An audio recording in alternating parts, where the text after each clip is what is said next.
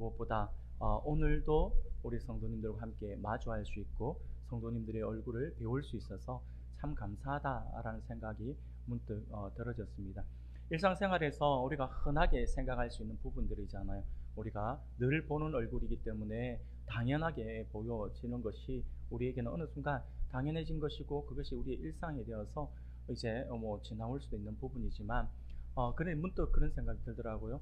한 주간 또 어떻게 지내셨는지, 어떤 모습으로 지내셨는지, 힘들어하진 않았는지 이런 생각이 들면서 오늘도 이렇게 반가운 모습으로 볼 수 있어서 참 감사하다라는 생각이 들었습니다. 특히 오늘 제가 우리 이영직 장로님 뵈면서 참 감사하다라는 생각이 들었어요. 지난주에 그 장로님 많이 힘들어 하셔가지고 제가 걱정을 많이 했었거든요. 그런데 이렇게 또 뵐 수 있어서 참 감사하다는 생각도 들고, 장로님뿐만 아니라 우리 모든 성도님들이 다 마찬가지인 것 같아요.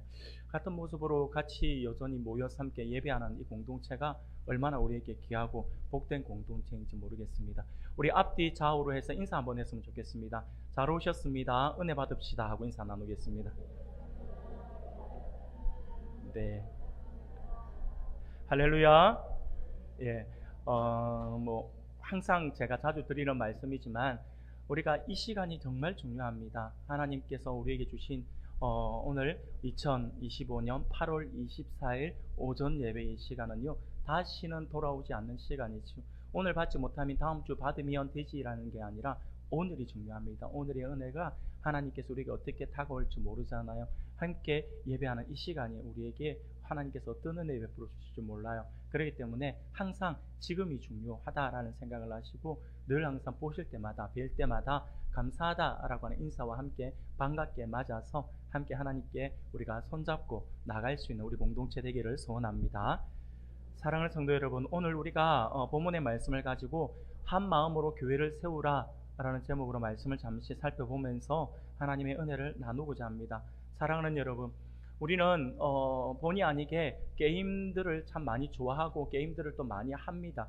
심지어 이것이 좀 심한 사람들은 내기를 또 많이 하죠. 내기도 많이 하고 하는데, 여하튼 우리가 어떤 게임을 할 때에 항상 중요하게 여기는 게 있어요. 그게 뭐냐면 편이죠. 편. 어떻게 편을 나누는가, 내가 어떻게 편을 나누고 어떤 팀에 들어가느냐라고 하는 것은 굉장히 중요한 부분입니다. 이렇게 어떤 게임이라든지 어떤 재미를 위해서 하는 어떤 시합이라든지 이런 부분들에 대해서 편을 나눈다라고 할 때 이 편이 참 중요한데, 그런데 편을 나누지 않잖아요. 편을 나누지 않으면 솔직히 그 게임은 재미가 없어요.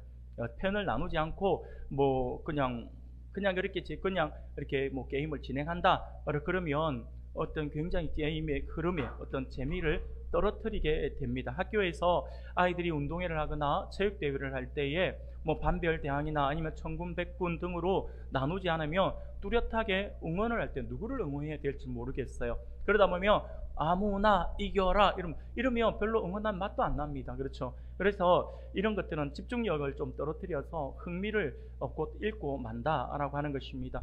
명절에 가정에서 그냥 재미있게 이렇게 윷놀이를 한다 보면 그 윷놀이 할 때도 마찬가지죠. 그냥 윷놀이를 하면 별로 재미가 없어요. 딱 나누어서 남자 여자 팀 한다든지 아니면 연세 많으신 분 아니면 젊은 사람 이렇게 나눈다든지 이런 식으로 나누어 가지고 그렇죠? 오늘 부산에 사는 사람, 지방에서 다른 데 사시는 분 이렇게 나누어서 윷놀이를 하다 보면 굉장히 또 재미를 더 하게 되는 거죠. 편을 나누고 팀을 이루어서 선의의 경쟁을 하게 되면 그 게임에 집중을 하게 되고요. 같은 편이 함께 응원을 하게 되니까 게임의 흥미를 더 돋구어준다라고 하는 것입니다. 그런데 그렇게 편을 나누어서 게임을 하다 보면 좀 가끔은, 모두가 다는 아니지만 가끔은 지나친 경쟁심이 불러오는 그런 화를 또 있게 되는 거죠. 우리 팀이 최고다라고 하는 생각은 알겠는데, 그래서 응원을 하는 건 좋은데 응원을 하다 보면 우리 팀에 사기를 올리기 위해서 굳이 꼭 하는 것들이 있어요. 상대방을 깎아내리는 거예요. 상대방을 깎아내려서 에이 쟤네들 별로야, 응원도 별로야, 뉴스를 던지다 보면 역시 이 팀은 개밖에 안 나오네 그러면서 완전히 개판이네 이러면서 이렇게 상대방을 깎아내리려고 하잖아요. 그래서 상대방을 깎아내리면서 응원을 이제 보통 이렇게 하다 보니까 그래야지만 자기 팀이 좀 더 사기가 올라간다 이렇게 생각을 하잖아요.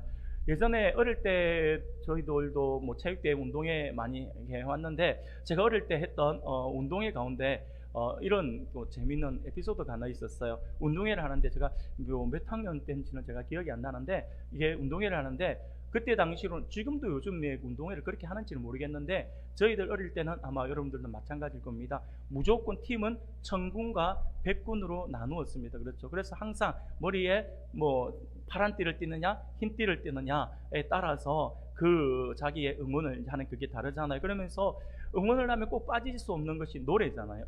응원과라고 하잖아요. 여러분들 동네에도 하셨겠지만 이런 응원이 있었어요. 따르릉 따르릉 전화 왔어요. 청군이 이겼다고 전화 왔어요. 아니야 아니야 그건 거짓말. 백군이 이겼다고 전화 왔어요 하잖아요. 이거 여러분 다 아시죠? 예, 따라 보시는 분이 많으신 것 같은데 이런 노래 부르잖아요. 근데 이렇게 노래를 부르면 백군이 이겼다고, 마지막에 백군이 이겼다고 전화 왔어요. 백군이 부르는 거예요. 부르면 그 청군은 가만히 있다가 듣고 있다가 마지막 소절만 따라 하잖아요. 마지막에 뭐라고 합니까? 아니야 아니야 그게 거짓말. 청군이 이겼다고 전화 왔어요 하잖아요. 그러면 그걸 듣고 백군이 또 가만히 있습니까? 또 목소리 더 높여서 아니야 아니야 하면서 그건 거짓말. 백군이 이겼다고. 또 청군이 몇 분을 오고 가요. 그런데 그때 제 기억으로 우리 백군에서 마지막 하는데 정리를 해버리더라고요. 그 누군가가 갑자기 일어서 가고 갑자기 부르는데 아니야 아니야 하면서 마지막에 백군이 이겼다고 전화 왔어요 하면서 끝내버리는 거예요. 마지막에 딱 그렇게 하니까 상대방이 더 이상 따라 부르지 못하더라고요. 그렇게 있던 기억이 나가지고 잠깐 소개해드렸는데요. 이처럼 우리가 응원을 하다 보면, 어릴 때 하다 보니까 목소리 조절도 안 되잖아요. 그래 목에 핏대 세워가지고 막 으악 하면서 응원을 하다 보면 항상 운동회 끝나고 나면 목이 다 쉬어가지고 에 하던 경우가, 그런 기억들이 많이 생생하게 나는 것 같습니다. 사랑하는 여러분, 이렇게 편 나눈다라고 하는 편 나누기는요, 긍정적인 부분도 있지만 사실은 부정적인 부분들도 굉장히 많이 있습니다. 이것은요, 삐뚤어진 팬심으로 인해서 발생하는 문제이기도 하죠. 요즘에 SNS 같은 걸 보면요, 내가 좋아하는 아이돌이나 다른 아이돌, 그러니까 아이돌끼리, 아이들 좋아하는 팬들끼리 부딪혀요. 부딪혀가지고 내가 좋아하는 아이돌이 최고다라고 한다든지, 그래서 상대방은 무조건 깎아내려야 되는 거죠. 그러다 보니까 근거 없는 내용으로 막 인터넷상으로 비방을 한다든지 막 그러면서 굉장히 좀 사회적으로 문제가 되고, 또 거짓 어떤 가짜 뉴스들을 막 퍼뜨리고 막 그런 경우들 많잖아요. 그렇게 하면서 거짓말을 막 가지고 사람들을 선동하는 그런 일들이 많이 있는데, 이게 어린 아이들에게만 나타나는 모습이 아니라 어른들에게도 이 모습을 쉽게 볼 수가 있더라라고 하는 것이죠. 여러분, 편 나누기는요, 우리나라 사람들에게는 조금 더 지나치게 좀 그런 어떤 의욕이라 해야 될까요? 아니면 어떤 그런 경쟁심들이 더 큰 것 같아요. 그러니까 우리나라 사람들은요, 편 나누는 것이 단순하게 그냥 어떤 운동회, 게임 이런 데만 나는 것이 아니라 일상생활 속에서도 지금 그런 모습을 많이 볼 수가 있죠. 내가 다니는 학교, 어느 고등학교 출신이냐, 어느 대학 출신이냐에 따라서 이제 뭐 끌어주고 당겨준다, 우리끼리 막 우리가 남이가 그러면서 하기도 하고요. 심지어 우리나라 같은 경우 남북으로 나누어진 것도 너무나도 가슴 아픈데, 지역에 따라서 지금 또 동서로 나누어지는 모습들을 보면서 참 많이 안타깝다라는 생각이 들어집니다. 그런데 있잖아요, 이렇게 어떤 이런 편 나누기의 잘못된 모습들이 우리 현대의 시대에만 갑자기 나타난 현상은 아니에요. 우리 조선시대만 보더라도 굉장히 이런 부분이 많았죠. 조선시대만 딱 보더라도 학문적이나 아니면 정치적 입장에 따라서 아주 유명한 당파 싸움들이 많았어요. 동인과 서인으로 나누어서 서로 으르렁거리면서 서로 죽이느니 하면서 그렇게 싸우잖아요. 근데 그걸로 끝나는 것이 아니에요. 나중에는 또 이 동인은 또 북인과 남인으로 나누어지고, 서인은 노론과 소론으로 나누어지고, 조금만 같이 하다가 조금만 안 맞으면 또 떨어지고, 또 했다가 또 떨어지고, 계속해서 이렇게 나누어져서 분열되어서 서로 기득권을 차지하게 하거나 유지하려고 수많은 인재들을 모함해서 쫓아낸다든지, 아니면 서로 죽고 죽이기를 반복하면서 결국 나라를 엉망으로 만들어버리고, 국력이 결국에 쇠하여져서 나라를 통째로 빼앗기는 결과를 낳기도 했다라고 하는 것을 우리가 역사를 통해서 잘 알고 있습니다. 사랑하는 여러분, 분명 선의의 경쟁은 필요합니다.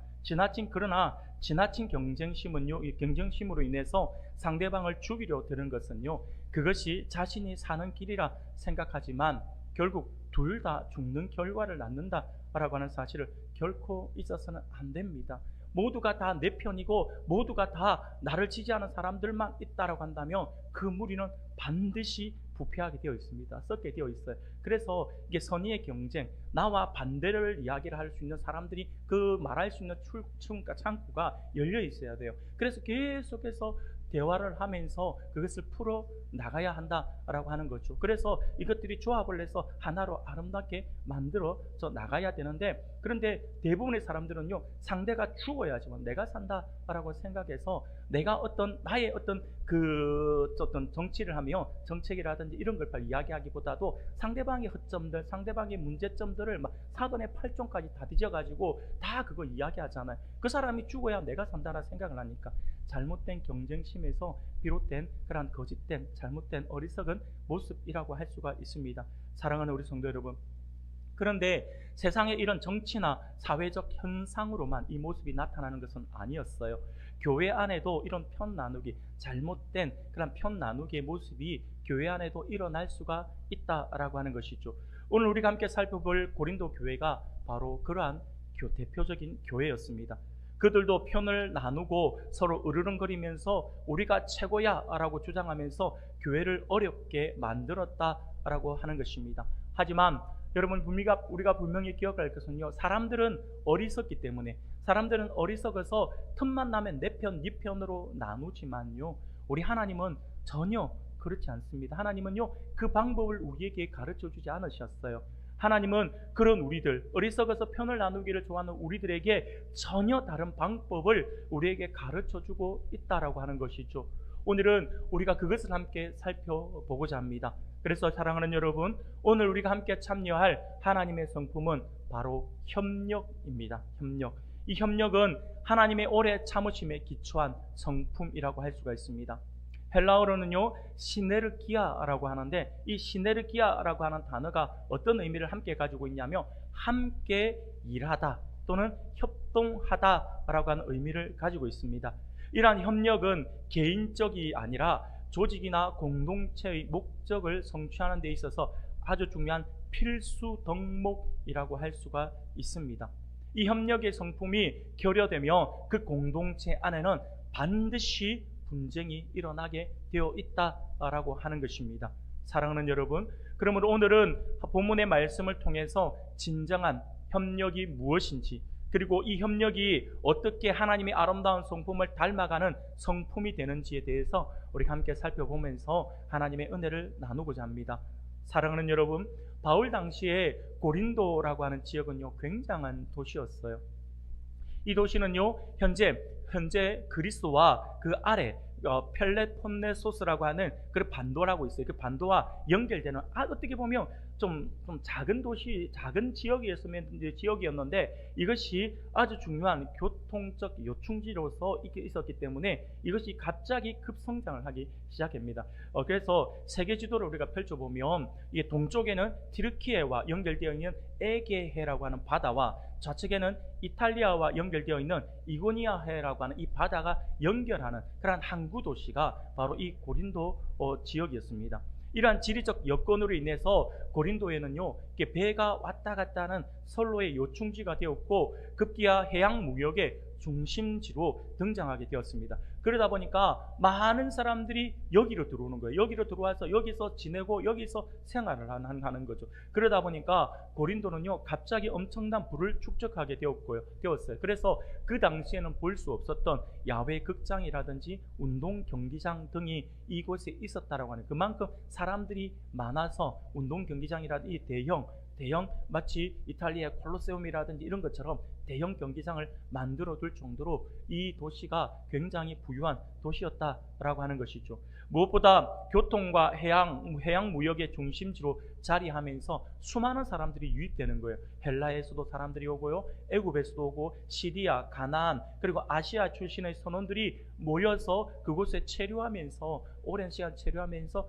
살아가다 보니까 그곳에 이 사람들이 어디서 만약에 수입을 벌었으면 돈을 가지고 이곳에 와서 체류하다 보니까 많은 돈들을 이제 계속해서 돌리는 거죠. 그 돈을 쓰게 되는 거죠. 그러다 보니까 더욱더 융성한 그런 무역이라든지 어떤 이런 것들이 발달될 수밖에 없었어요.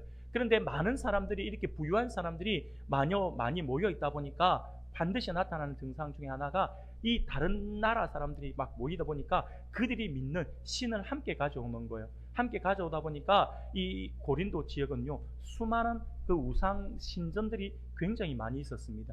예를 들면 애굽 사람들이 세운 이시스와 세라피스라고 하는 신이 있는데, 그 신전을 이 고린도에 세웠고요. 그리고 에베소 사람들이 대표적으로 그들이 숭상하는 그런 아데미 신전을 여기서도 그렇게 만들었고요. 그리고 소로보니의 사람들은 아스다롯이라고 하는 신을 섬기면서 그들의 신전을 만들었고요. 그리고 고린도 광장 남쪽에 있는 풍요의 여신이라고 하는 데메트라고 하는 신의 신전을 만들기도 했습니다.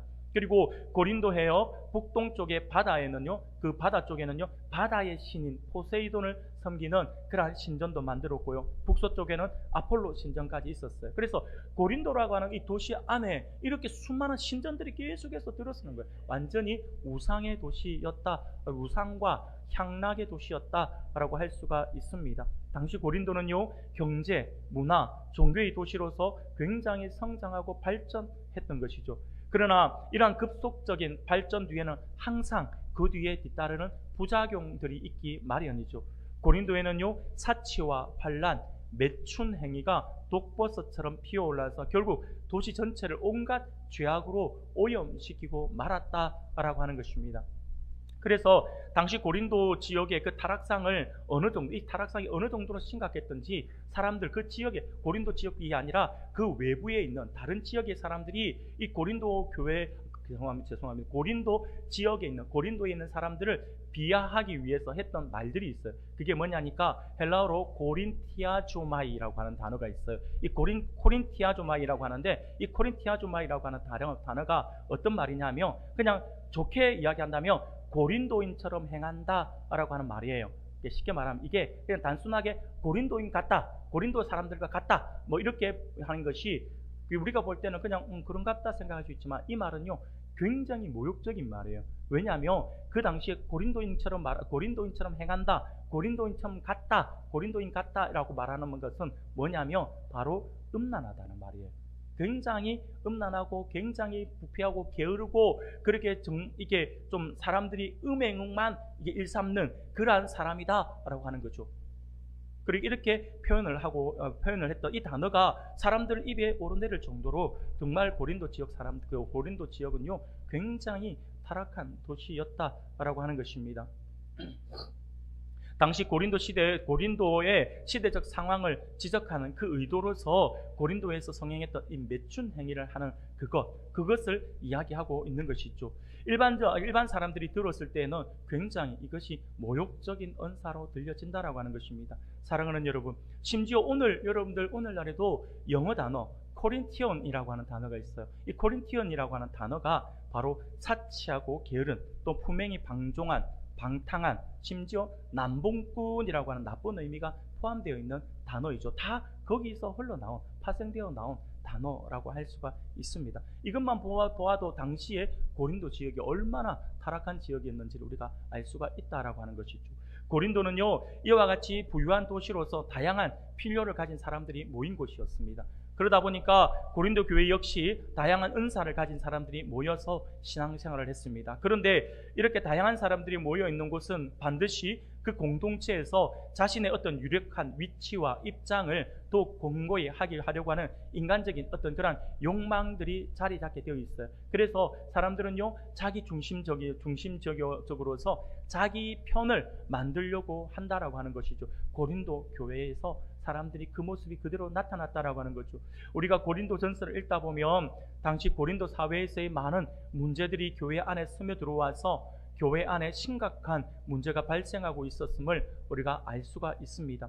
그중 오늘 우리 본문을 보면 고린도 교회의 심각한 문제 중에 하나를 다루고 있어요. 그것은 바로 교회의 분열이었습니다. 이 분열을 지금 말씀하고 있습니다. 사람들은요, 자신들이 따르던 지도자들을 중심으로 해서 편을 나누어서 서로 자신들의 지도자가 최고이며 그를 따르는 것이 옳다라고 하면서 서로 다투며 분쟁을 했다라고 하는 것이죠. 선의의 경쟁을 한 것이 아니라 서로 간에 비난을 하면서 그렇게 교회를 어지럽게 만들었다라고 하는 것입니다. 이는요, 그 대상이 되는 사역자들의 의도와는 무관했습니다. 무관하게 또한 그들의 신학적 어떤 견해 차이 때문이 아니라 앞서도 언급한 것처럼 지도자들에 대한 삐뚤어진 충성심과 편파심, 곧 잘못된 팬심이라고 하죠. 이 팬심에서 비롯된 그러한 어리석은 모습이라고 할 수가 있습니다. 그래서 그들이 어떻게 나누었냐 하니까 먼저 그 고린도 교회 안에 나는 바울에게 속한 사람이다, 또는 나는 아볼로에게 속한 사람이다, 나는 게바에게 속한 사람이다, 나는 그리스도에게 속한 사람이다 라고 하면서 이렇게 자기를 나눈 거예요. 쉽게 말하면 나는 바울에게 속한 사람이다 라고 하는 말은 무슨 말이냐면 나는 바울파다 라고 하는 거예요. 아볼로에게 속한 사람이다 라고 하는 나는 아볼로파다 라고 이렇게 이야기를 하고 있는 것입니다. 사랑하는 여러분, 바울에게 속한 사람이다 라고 하는 사람들이 먼저 이렇게 이야기 등장을 하는데, 바울은요, 예수님으로부터 직접 보냄을 받은 사도이며 그가 우리 고린도 교회를 처음 세운 사도이기에 우리가 그를 따름이 옳다라고 하는 거죠. 우리가 원조다, 우리가 정통이야 라고 그들이 생각을 했다라고 하는 것입니다. 아마 바울에게 직접 복음을 듣고 개종한 고린도 교회의 초창기 교인들이 아마 이렇게 했을 것입니다. 그런데 바울이 고린도 교회의 분파 문제를 다루면서 있잖아요. 여러 가지 바울파, 아볼로파, 게바파, 그리스도파를 이야기하는데 바울이 가장 먼저 자기 이름을 먼저 언급하는 거예요. 바울파를 가장 먼저 이야기를 하고 있습니다.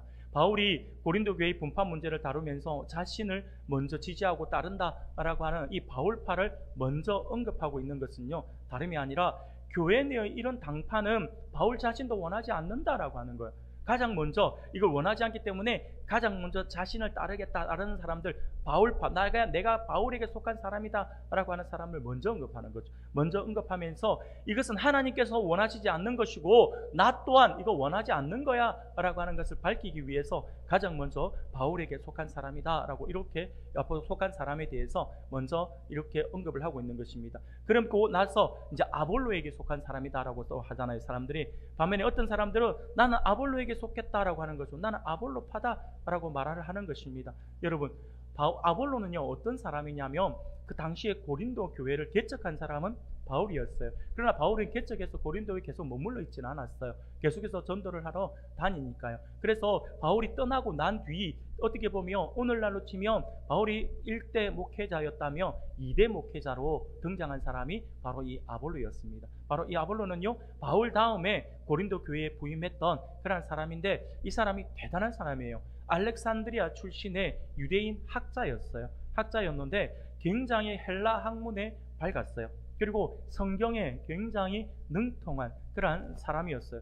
바울도요, 아볼로를 인정합니다. 바울도 고린도전서 3장 16절에 보면 나는 심었고 아볼로는 물을 주었다라고 하는 말씀을 하잖아요. 무슨 말이냐면 바울이 내가 개척해서 교회 하나님의 말씀을 심었다. 그러나 그것을 물을 주면서 가꾸은 사람은 아볼로였다라고 하는 거죠. 아볼로의 어떤 목회의 사역들을 인정하고 있는 것입니다. 그 정도로 이 고린도 교회에서는 없어서는 안 될 아주 중요한 그런 인물 중에 한 사람이 바로 이 아볼로였습니다. 그래서 이 아볼로는 굉장히 말을 잘했어요. 설교도 투박하지도 않고요, 또 굉장히 바울처럼 직설적이지도 않아요. 바울은요, 잘못한 부분들에 대해서 바로 지적하고 바로 딱 치잖아요. 그런데 아볼로는요, 그렇게 하지 않습니다. 굉장히 부드럽게 유순하게, 그리고 그러다 보니까 이 당시에 헬라 철학에 굉장히 능통한 사람이, 바울도 굉장히 능통하지만 바울은 헬라 철학을 그렇게 인용을 하지 않습니다. 그래서 하나님의 어떤 복음적인, 예수님의 복음적인 사실, 복음 하나만 가지고 전했다라고 한다면 바울은요, 그 시대의 어떤 상황적 헬라 철학들을 가지고 함께 하나님의 말씀과 접목해서 너희들이 이렇게 헬라에서 이야기를 하지만 우리 하나님의 말씀은 이런 거야 하면서 풀어서 이야기를 해주다 보니까 헬라 철학에 젖어 있던 많은 지식자들은 아볼로의 말씀 설교가 사람들과 굉장히 세련되고 굉장히 똑똑하다라고 생각을 했던 것 같아요. 그래서 많은 사람들이 아볼로를 따르면서 성경도 많이 알고 말도 잘하고 설교도 능통하게 잘하고 굉장히 지적이니까 나는 아볼로가 좋아라고 하면서 아볼로 쪽에서 나는 아볼로에게 속겠다라고 이렇게 이야기를 하고 했다라고 하는 것이죠. 그리고 또 다음 게바에게 속한 사람이다라고 하는 사람 무리들도 있었습니다. 여러분, 게바가 누구인가요? 게바는 베드로이죠. 베드로의 또 다른 이름입니다. 바로 베드로에게 속한 사람이다라고 하는 사람들이 등장했는데 잘 아시는 것처럼 예수님의 제자 중에서 가장 유명한 사람이죠. 스스로 자칭 나는 수제자다, 예수님의 수제자다라고 이야기를 하는 사람이었어요. 그래서 그 사람들은요, 예수님의 수제자인 베드로를 따르니 가장 권위가 있다. 예수님이 바로 수제자잖아, 우리는 수제자에게 배운 거야 라고 하면서 굉장히 그 부분을 드러내는 것이죠. 여러분, 베드로에게 신앙 지도를 받았던 유대 그리스도인들이 형성한 또 하나의 파가 아니었을까라는 생각이 들어집니다. 아마도 그들은요, 예수님의 수제자인 베드로의 권위가 가장 크다라고 생각을 하고 베드로를 내세웠던 것 같습니다.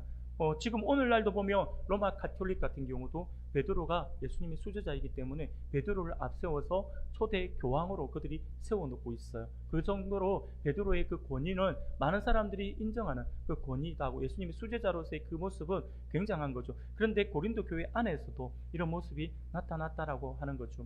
그런데 마지막에 보면 또 심지어 나는 그리스도에게 속한 사람이다 라고 말을 하는 사람들이까지 등장합니다. 이 사람들은요, 쉽게 말하면 바울에게도 아볼로에게도 게바에게도 속하지 않는 사람들인 것이죠. 그래서 이 사람들은 아마 그 부분들에 대해서 바울도 그렇고 아볼로도 그렇고 베드로도 그렇고 너희들이 다 그들을 따른다라고 하지만 결국 그들은 예수님으로부터 보냄을 받은 사람들이야. 그러니 우리는 인간 지도자가 아니라 우리는 오직 그리스도, 그 근본이신 그분만을 우리가 따를 거야 라고 하면서 굉장히 어떻게 보면 이렇게 예수님만 우리는 바라보는 거야 라고 하면서 그렇게 이야기를 하는 거죠. 어떻게 보면 그리스도에게 속한 자가 가장 좋은 고백 같아 보이지만 아니에요. 그것도 그 의도가 아니에요. 분파를 나누어서 이야기하는 게 이도 싫고 저도 싫고, 아니 왜 너희들이 그렇게 하는데, 에이 모르겠다, 나는 그냥 아볼로도 아닌 것 같고 베드로도 아닌 것 같고 바울도 아닌 것 같고 사람의 어떤 그것보다 에이 그냥 나는 그리스도께 할래, 이런 식으로 그냥 자기네들이 이 그리스도께 속한 사람이다 라고 이야기를 하면서 결국엔 사람들을 비난하는 거죠. 그러면서 교만한 마음을 가지고 사람들을 무시하는 거예요. 인간 지도자가 아니라 오직 주님만을 바라봐야지 하면서 사람들을 또 비난하고 무시하는 그런 경향들을 가지고 그들이 서로 대립을 했다라고 하는 것이죠. 이러한 교회 내에서의 말도 안 되는 당파를 만들어서 분쟁하는 고린도 교회의 소식을 바울이 들은 것입니다. 그래서 바울은요, 이 안타까운 마음으로 이렇게 편을 가르고 싸우는 고린도 교회를 향해서 간절히 부탁을 하는 거예요. 뭐라고 부탁을 합니까? 10절이에요. 10절에서 우리가 이렇게 이야기를 합니다. 우리가 같이 한번 읽어보겠습니다. 10절을 제가 읽어드리겠습니다. 형제들아, 내가 우리 주 예수 그리스도의 이름으로 너희를 권하노니 모두가 같은 말을 하고 너희 가운데 분쟁이 없이 같은 마음과 같은 뜻으로 온전히 합하라. 아멘. 사랑하는 여러분, 여기서 중요한 것은요, 바울이 지금 그렇게 분파 교회를 나누어 가지고 교회를 굉장히 어지럽게 만든 그들을 향하여서 지적하고 그들에게 잘못에 대해서 막 이야기를 하는 가운데에서 그렇게 굉장히 강하게 이야기하지만 바울이 썼던 아주 중요하게 우리가 눈여겨봐야 될 단어인데, 바로 바울은요 그들을 형제들이라고 부르는 거예요. 형제들아 라고 이렇게 부르고 있습니다. 서로 싸우고 다투고 있는 그들을 여전히 바울은요 형제라고 부르고 있습니다. 왜 그랬을까요? 바울은요 하나님의 마음을 알고 있었기 때문에 그렇습니다. 너희가 이렇게 다투지만 근본 우리는 한 형제야 라고 이야기를 하고 있는 것이죠. 하나님은요 서로 다르고 때로는 싸우기까지 하는 우리를 그래도 하나님은 포기하지 않으시고 오래 참으시며 하나의 가족으로 만들어가고 계신다라고 하는 것을 바울이 알고 있었어요. 그래서 형제들아 라고 이렇게 이야기를 하고 있는 것입니다. 사랑하는 여러분, 고린도 교회를 우리가 한번 생각해 보십시오. 정말 다양한 사람들이 모인 곳이라고 분명히 말씀을 드렸습니다. 돈이 많은 부자도 있었고요, 하루하루 살기 어려운 가난한 사람들도 있었습니다. 학식이 높은 지식인도 있었고요, 글자도 모르는 문맹인도 있었습니다. 유대인도 있었고 이방인도 있었고요, 나이 많은 어른들도 있었고 나이 어린 청소년들도 있었다라고 하는 거예요. 이렇게 배경도 다르고 성격도 다르고 취향도 다르고 생각하는 방식도 다른 사람들이 한 교회에 모였으니 어떻게 보면 갈등이 생기는 것은 당연한 것일 수도 있어요. 이렇게 서로 다른 문화 속에 자란 사람들이 대화를 하다 보면 왜 이래? 우리는 이렇게 하는데 너희 동네는 그렇게 하네? 그러면 그것을 인정하면 되는데 많은 사람들이 가지고 있는 어떤 심리 가운데는 뭐냐면 내 것이 옳다라고 하는 생각을 가지는 거예요. 내가 자라온 문화가 맞다라고 생각을 하는 거예요. 그러면 상대방의 문화도 인정을 해야 되는데 그게 아니라 틀렸다라고 접근하는 거예요. 다르다가 아니라 틀렸다라고 접근해. 틀렸다라고 접근하게 되면 그 다음에 어떻게 됩니까? 당연히 싸울 수밖에 없는 것이죠. 부부싸움에 있어서 가장 큰 문제가 바로 여기서 비롯됩니다. 대부분이 보면 너희 집에서는 왜 그렇게 했냐고 이래 되면 이제 집안 싸움이 되는 거죠. 바로 다르다라고 하는 것을 인정하지 못해서 생기는 거죠. 여하튼 많은 사람들이 모이게 되면요, 당연히 갈등이 어떻게 보면 당연한 것일 수도 있어요. 내가 자라온 문화와 환경으로 인해서 인식의 차이가 있어서 서로를 이해하지 못해 서로 잘났다라고 싸우고 서로의 부족함을 조금 더 받아주지 못해서 하나 되지 못하는 이 못난 교회를 하나님은 포기하지 않으시고 오래 참으시며 계속해서 하나가 되게 하시고자 하는 것이 하나님의 원 마음이다라고 하는 거예요. 하지만 하나님의 이러한 성품과는 달리 우리는 어떻습니까? 우리는 하나님의 그 마음을 알지 못하고 끊임없이 자기중심적인 생각을 하고 있다라고 하는 거죠. 하나님이 그렇게 오래 참으면서 우리를 하나 되게 하려고 하시는데 정작 우리는 조금만 마음에 안 들어도 참지 못하고 편을 나누는 거예요. 우리는 쉽게 교만하고 쉽게 자랑합니다. 누군가가 나와 다른 의견을 내면은요, 그러면 다르구나, 그렇게 생각할 수 있구나 라고 접근하는 것이 아니라 속으로, 아니면 겉으로 이야기하는 사람도 있지만 대부분 속으로 하죠. 쟤 왜 저래? 뭐가 문제지? 이렇게 나옵니다.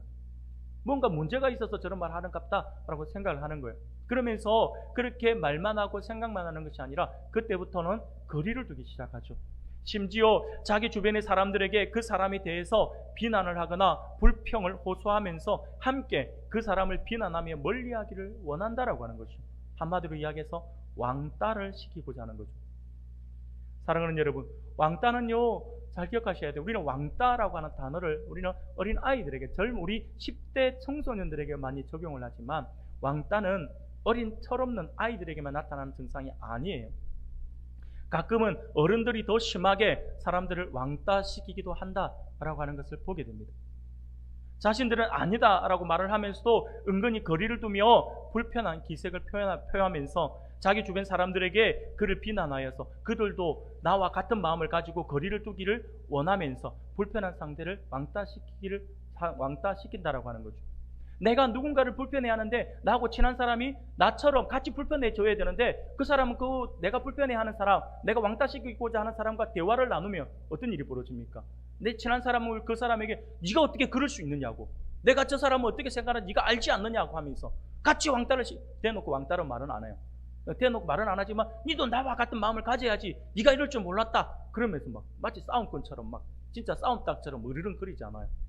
사랑하는 여러분, 철없는 청소년들은요, 드러내놓고 왕따를 시켜요. 하지만 어른들은 그렇게 하면 사회적 비난을 받을 것이 신경 쓰여서 은근히 자신은 아닌 척하면서 왕따를 시키는 거죠.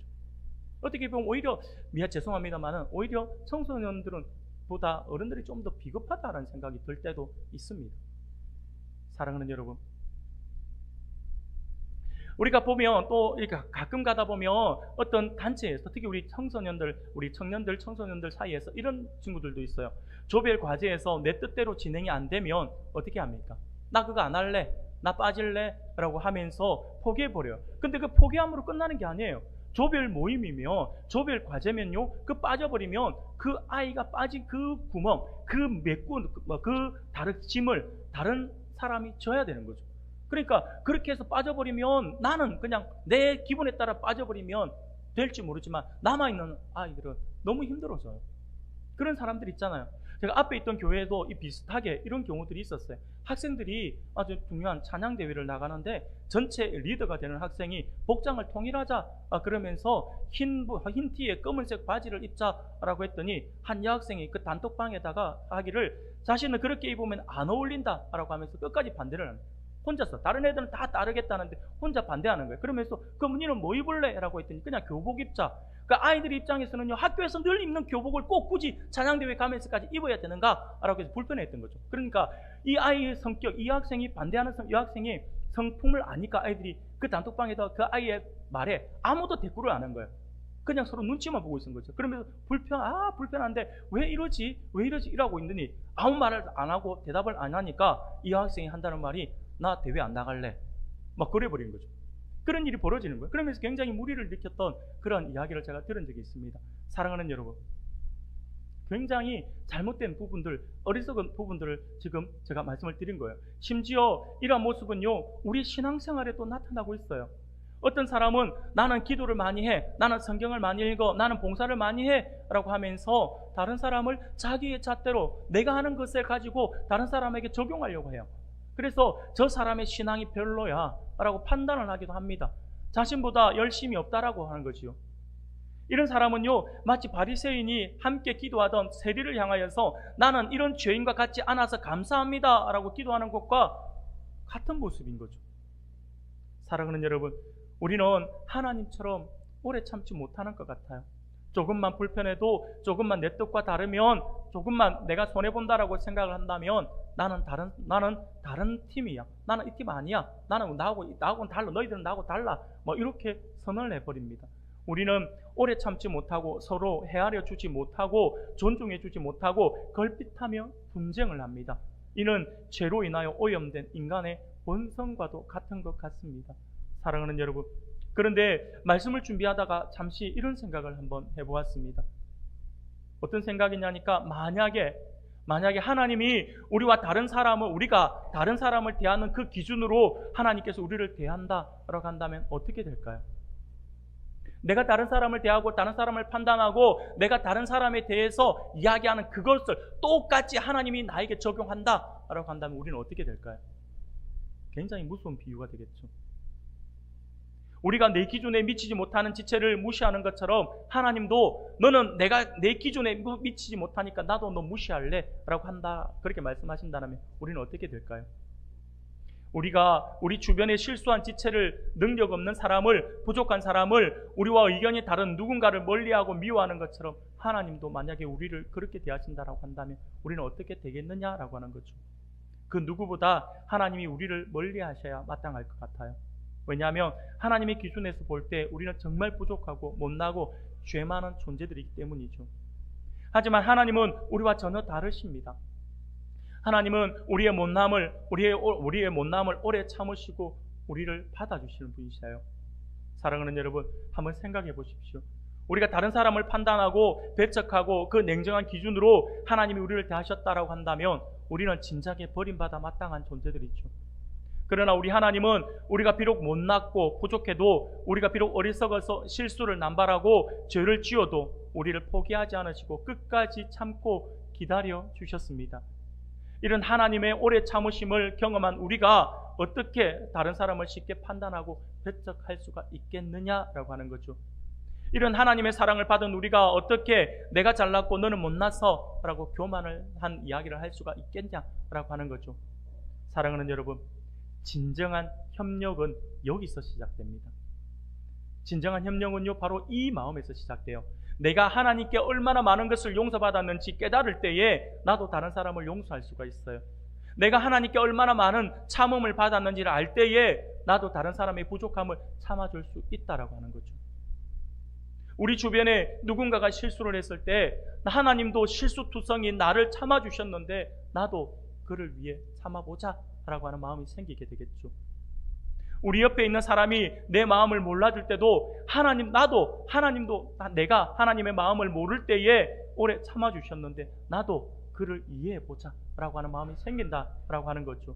사랑하는 여러분, 우리는 성격도 다르고 취향도 다르고 생각하는 방식도 다릅니다.